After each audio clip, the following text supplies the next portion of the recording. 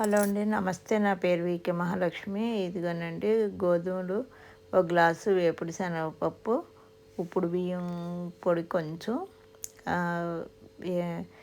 మినపపొడినండి. ఈ గోధుమలు అయితే ఇలా సన్నసేగ మీద వేయించుకోవాలి. వేయించుకొని వీటికి అయ్యి పొడి చేసుకోవాలండి.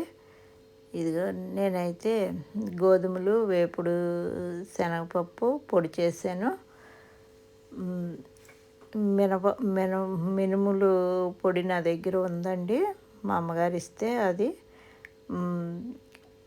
ఉప్పుడు బియ్యం పొడి కూడా ఉంది, అది కొబ్బరి వేసుకొని నొక్కుకోవచ్చని మా అమ్మగారు ఇచ్చారు, అది కొంచెం వేసాను.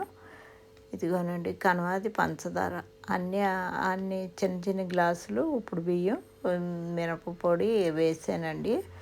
ఇది కనవాది అయితే ఈ పొళ్ళు 4 రకాల పొడులు, అలాగే యాలకులు కూడా వేసాను పంచదారలో. ఈ పంచదార కూడా పొడి ఆడానండి. మనం తీపిని చూసుకుని సరిపోకపోతే ఇంకొంచెం కలుపుకోవచ్చు. నేను అలాగే కలిపానండి. ఇది యాలకులు, మా ఇంట్లో చేసిన నెయ్యి, మేము పాలల్లో తీసుకున్న నెయ్యి కలిపి ఉండలు నొక్కుతున్నానండి. ఇలా అయితే రుచిగానే ఉంటాయి పిల్లలకి పెట్టడానికి. మంచిగా అన్నీ ఉన్నాయి కదండి ఇందులో, బాగుంటుంది తినడానికని ఇలా చేస్తున్నాను నేను. ఇదిగోనండి మా ఇంట్లో నేను చేసిన నెయ్యితోటే ఇలా ఉండలు చుడుతున్నాను. ఇదండి, ఇవి చేస్తున్నాను కనుక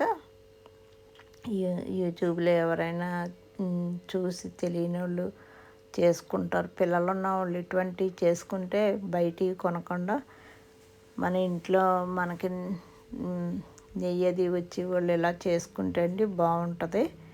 ఇదిగోనండి ఇలా అయితే నెయ్యి ఉండలు ఇవి బాగున్నాయి కదండి, చిన్న చిన్నవి.